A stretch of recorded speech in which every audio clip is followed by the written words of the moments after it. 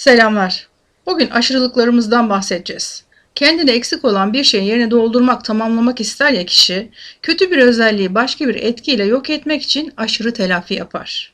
Aşırı telafi, fiziksel ya da ruhsal bir kusurun kişi tarafından tam aksi olduğu iddia edilerek düzeltilmeye çalışması durumu. Kişi kusurunu yok sayıyor ve tam aksi olduğunu iddia eder. Bunu kanıtlamak ve düzeltmek için de başka bir şeyler koyar hayatına. Mesela kişi kendindeki değersizlik duygusunu saklamak için çok lüks bir araba alır, ona aşırı değer verir, kendini onunla tamamlamaya çalışır. Ya da çok pahalı kıyafetlerle içindeki yetersizlik duygusunu kapatmaya çalışır. Bu da aşırılıklara neden olur. Ya da toplum içinde kabul görmek ister. Saygın biri olmak için 2-3 tane üniversite bitirir ya da aşırı çalışır. Aslında hayatını yaşamıyor. İçindeki eksikliği gidermeye çalıştığı için aşırı telafi yapıyor. Mutlu mu? Hayır. Olması gerektiği kişi mi? Hayır. Ya da içsel tatmin, doygunluk yaşayamadığı için çok yemek yemeye yönelir kişi. Ruhsal açlığını yemekle telafi etmeye çalışır. Böyle kişiler diyet yapmakla uğraşmak yerine özgüven eksikliklerini gidermeli, kendini değerli hissetmenin yollarını aramalılar. Ya da kişi terk edileceğine inandığı için aşırı şüpheci davranır. Her şeyden, herkesten kuşku duyar. Aldatıldığını zanneder. Eşini takibe alır mesela. Çok kıskanır. Etrafındaki insanların da hayatlarını kısıtlar. Aşırı telafi konusunda belki bugüne kadar hiç düşünmemiş olabilirsiniz. Ama bu konuda kendinize tarafsız gözle bakabilirseniz, kendinize hangi konuda aşırılıklar var ve bunu neden yapıyorsunuz bulabilirsiniz. Ve fark ettiğiniz anda da aslında bir şeyler hemen değişmeye başlar sizde. Kendinizi hangi konularda yetersiz, eksik bulduğunuza bir bakın. Hangi konularda kendinizi suçlu buluyorsunuz, suçluyorsunuz, kusurlu buluyorsunuz? Hiç düşkün olduğunuz olmazsa olmazlarınız var mı mesela? Onlar normal seviyelerde mi yoksa aşırıya kaçtığınız neler var hayatınızda? Örneğin alışveriş yapmadan duramam diyor musunuz? Sürekli etrafımda birileri olmalı, asla yalnız kalamam. Kitap alma takıntım var. Her çarşıya çıktığımda birkaç tane kitap alır getiririm. Artık evde koyacak yer kalmadı ama ben duramıyorum diyor musunuz? Sürekli saçlarımla uğraşırım. Saçlarımı sürekli değiştirmem lazım. Buna ihtiyacım var diyor musunuz? Çok sosyalleşmeliyim. Kendimi göstermeliyim. Her etkinliğe katılmalıyım. İnsanlardan kötülük görmemek için çok dikkatli olmalıyım. Kimseye güvenmemeliyim. Hayatımı ve etrafımı her an kontrol etmeliyim. Her şey benim bilgim ve hakimiyetim altında olmalı. Yoksa zarar görürüm, hayatım mahvolur diyor musunuz? Ya da çok temizlik yapıyor musunuz? Çok temizlemeliyim, her gün temizlik yapmalıyım, her gün çamaşır yıkamalıyım gibi. Kişi tüm bu yaptıklarını normal bulabilir. Kendisindeki aşırılıkların farkında olmayabilir ya da bu aşırılıkların ona çok şey kazandırdığını da düşünebilir. Mesela çok temizlik yaptığı için mikroplardan kurtulduğunu zannediyordur. Ama çevresindeki insanlar bu aşırılıktan farkındadır ve çok rahatsızdır. Bunları yaptığınızda kendinizi iyi hissedersiniz.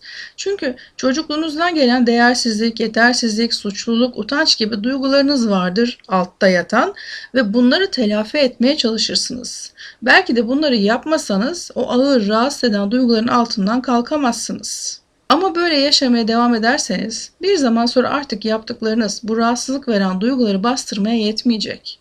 Ya da daha fazla aşırılıklar yapacaksınız. Daha olmadı içinizdeki ağır duyguları bastırmak için yeni yöntemler bulmaya çalışacaksınız.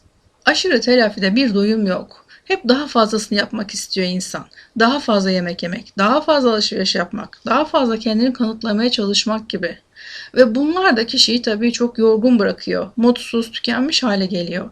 Aşırılıklar kişiyi bezdiriyor ve ilişkilerinde de ciddi sorunlara sebep oluyor.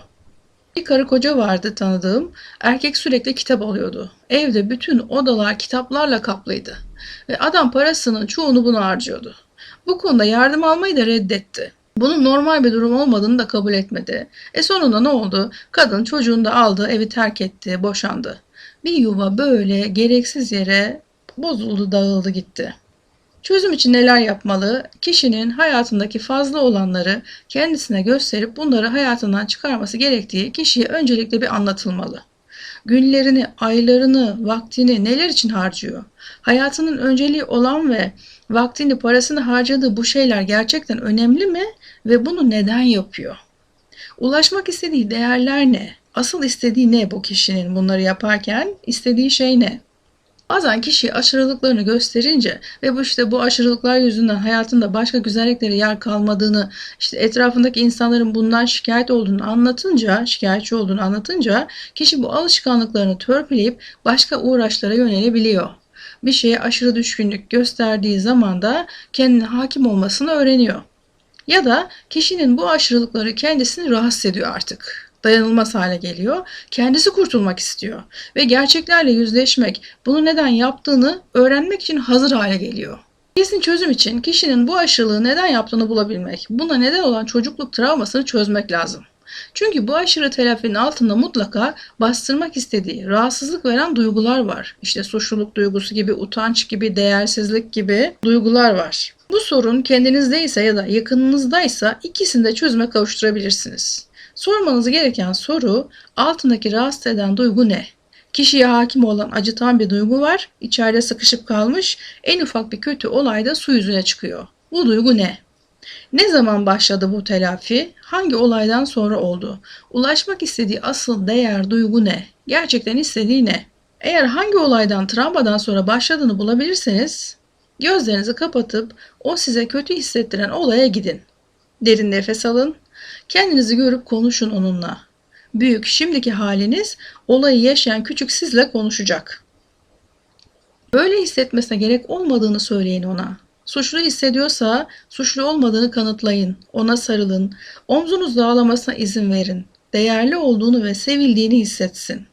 Mesela sınıfta soruyu bilemediği için öğretmeni arkadaşları tarafından aşağılanmış olabilir. Kendisini yetersiz ve değersiz hissetmiştir. O yaşta hissedilen bu duygular da acıtır, kalıcı olur. Çocuk kendisini aşağı görür. Bu olaya gidin ve soruyu bilememenin değersiz olmakla ilgisi olmadığını küçük kendinize anlatın. Bunun normal, sıradan bir şey olduğunu kavrasın. Olayı da istediğiniz gibi değiştirebilirsiniz. Ona sarılıp ne olursa olsun onu çok sevdiğinizi söylemeyi ihmal etmeyin. Büyük sen, çocuk seni sevdiğini söylemeli. Eğer olayı, yani travmayı bilmiyorsanız o rahatsız eden duyguya odaklanın. Mesela kendinizi aşağı görüyorsunuz, değersiz buluyorsunuz. Gözleriniz kapalıyken derin nefesler alın ve kendinize sorun. Ben ilk defa bu hisle ne zaman tanıştım? Kendimi ilk defa ne zaman insanlardan daha aşağı, değersiz hissettim? Bu duyguya yoğunlaştığınız zaman bilinçaltı sizi o olaya, yani travmaya neden olan o olaya götürecektir. Ondan sonrası kolay zaten. Biraz önce anlattığım şekilde terapiyi yapacaksınız. Kendi kendinizin terapisti oldunuz, tebrik ederim. Bu sayede o travmadaki ağır duygular boşalır ve akıp gider. Artık o olay sizi rahatsız etmez bir hale gelir, sıradanlaşır. Terapinin amacı da bu zaten. Geçmişteki sıkışıp kalmış rahatsız eden duyguları boşaltmak, etkisinden kurtulmak. Bu terapiyi kolaylıkla yapabilirsiniz ve sonuçlarını da hemen almaya başlarsınız. Geçmişinizde size acı veren her olaya gözlerinizi kapatıp gidin ve bu uygulamayı yapın. Belki 15 dakikada hayatınızı tamamen değiştirecek güzelliklere imza atabilirsiniz. Bir ayetle bitireyim. Kaf suresi 16. ayet. Estağfirullah. Andolsun insanı biz yarattık ve nefsinin ona ne vesveseler vermekte olduğunu biliriz. Biz ona şah damarından daha yakınız. Biz de inşallah içimizdeki gereksiz, bizi yönlendiren, yoran, yıpratan vesveselerden, aşırılıklardan, kuruntulardan arınalım. Kendimiz ve tekamül yolculuğumuz için bir adım atalım.